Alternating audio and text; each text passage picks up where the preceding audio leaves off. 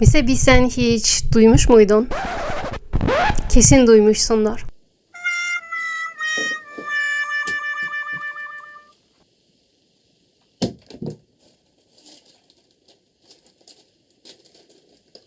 Hear ye, hear ye. The Black Ops 3 beta is upon us. Birçok YouTube kanalı var ve MrBeast kanalında sadece yaklaşık 250 milyon takipçi sayısına ulaştı.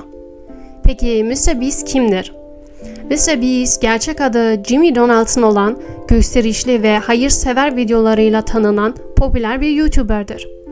Kuzey Carolina'da Greenville şehrinde 7 Mayıs 1998'de doğan Jimmy, 2012 yılında daha 13 yaşındayken oyun içerikleri oluşturarak YouTube kariyerine başladı.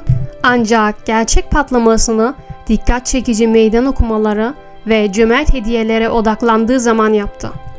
YouTube ile başlamadan önce beyzbol oynamaya çalıştı. Fakat çekingen kişiliği olduğundan insanlarla nasıl bağlantı kuracağını bilemediği için daha çok YouTube ile ilgilenmeye başladı. Kameranın önünde konuşmada zorlanmış olmuş olsa da bunu yapmayı istediği için kendini zorladı ve devam etti. Başlarda hiç ilgi görmedi ve sadece hobi olarak yapmaya devam etti.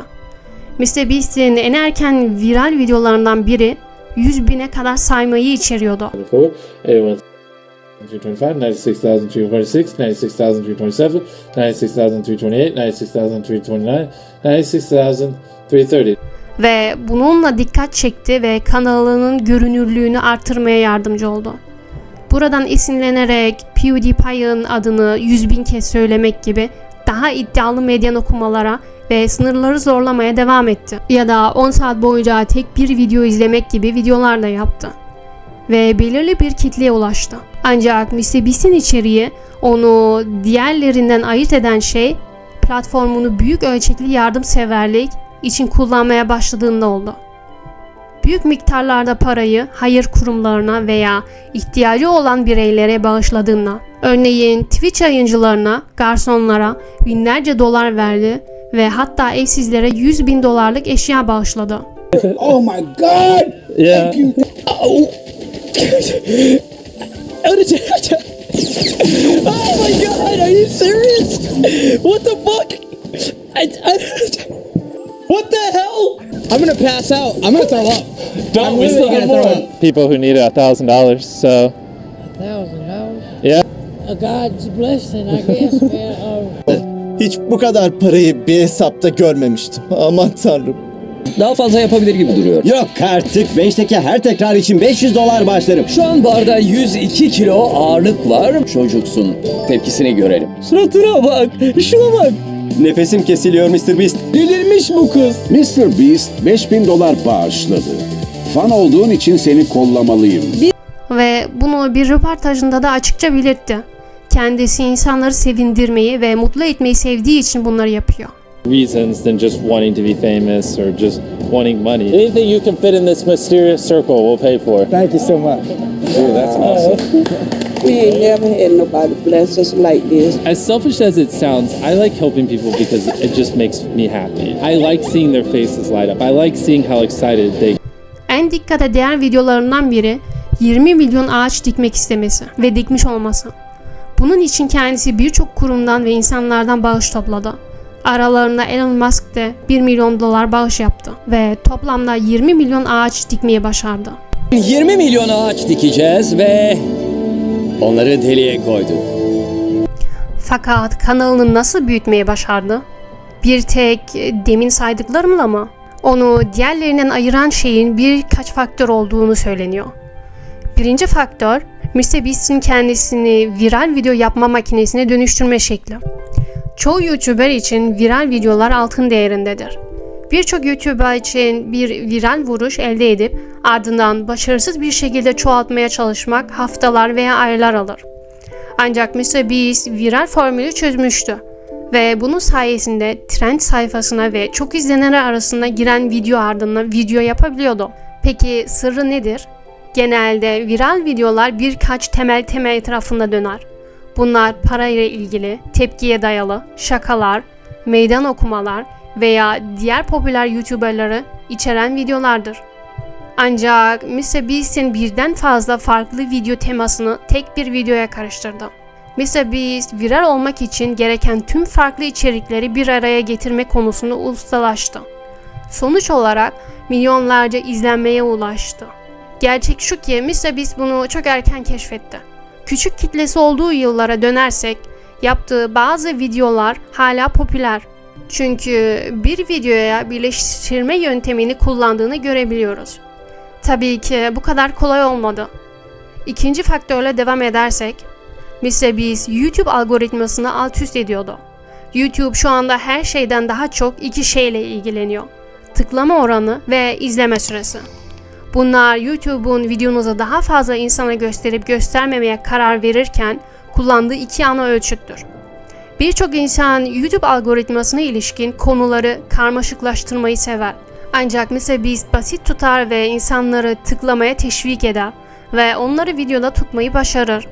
Tıklama oranı açısından başlık ve resim önemlidir. Başlıkları kısa ve çarpıcıdır ve her zaman bir tür şok etkisi yapıyor. Özellikle şakalar veya meydan okumalar söz konusu olduğunda. İnsanlar bir meydan okumada kurgulanmış bir sonuç ürünü görmek istemiyor. Bu basit görünebilir ancak akılda tutulması gereken çok önemli bir faktördür. Başka bir ilginç nokta ise YouTube izlenme trafiğinin fazlasının telefonlardan geldiğidir. MrBeast dikkat çekmenin ve küçük ekranlarda okunabilir olmanın önemini biliyordu.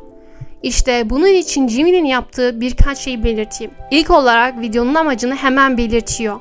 Genellikle videoların ilk 10 veya 20 sayesinde tam olarak ne olacağını açıklıyor. Bu genellikle bir kanca olarak adlandırılır ve izleyicilerin baştan ne bekleyebileceklerini bilmesini sağlar. Böylece daha fazla izleme olasılıkları artar. Bu onların dikkatini çekmek anlamına gelir. İşte kendi videolarından bir örnek. Kanalım böyle videolar çekiyor. Çok rahat. İşte bu. Diğer odalara kesinlikle Videoları ayrıca uzun sürelidir. Daha fazla izleme süresi almak istiyorsanız daha uzun videolar mantıklıdır. Jimmy için önemli nokta genellikle ilk 10 ile 20 dakika arasındadır. Üçüncü olarak Jimmy izleyicileri videolarının sonuna kadar sürükleyecek bir senaryo taktiği kullanır. Çoğu videosu sona erene kadar çözülmez. Bu yüzden sonuçlanana kadar izlemek istersiniz. Eğer bunu parçalarsanız hepsi bir giriş, orta ve son olan bir hikaye olur. Ayrıca enerjik mizahı daha duygusal alanlarla birleştiren çeşitli bir düzenleme yaklaşımını kullanıyor.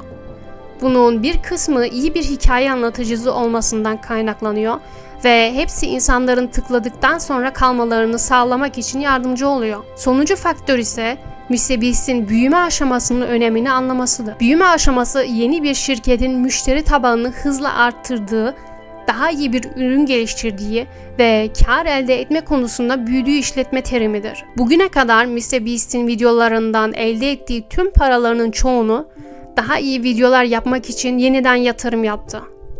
Birçok YouTuber bu şekilde büyüyor. MrBeast'in sürekli olarak riskleri arttırıp videolarını iyileştirmesi büyümesini yavaşlatmıyor. Videoları her seferinde daha da iyi hale geldikçe büyümesi de hızlanıyor. hiç değmiş gibi görünmedi. Şimdi Fakat son zamanlarda YouTube tamamen algoritmasını değiştirdi. Ve MrBeast bunun da farkına vardı. İlk başta garip yüz resmi yerine artık daha normal görünen resimler kullanmaya başladı ve farklı deneyler yapmaya da başladı. Çarpıcı ya da yıkıp kıran video yerine daha sakin videolar üretmeye başladı. En önemli ders belki de şudur: MrBeast YouTube'da pozitifliğin kazanabileceğini kanıtladı. Bazen YouTube'u genel olarak negatif bir ışıkta görmek oldukça kolaydır. Bazen diğer insanları aşağı çekmek, üzerine inşa edilmiş toksik bir ortam gibi hissedebilir. Zirveye çıkmak için savaşmanız gerekebilir. Ancak MrBeast gerçek pozitif ve sevilen bir kişi olarak YouTube'un en üst mertebesine çıkabileceğinizin mükemmel bir örneğidir. Belki de bunların en önemli dersi budur. Siz ne dersiniz?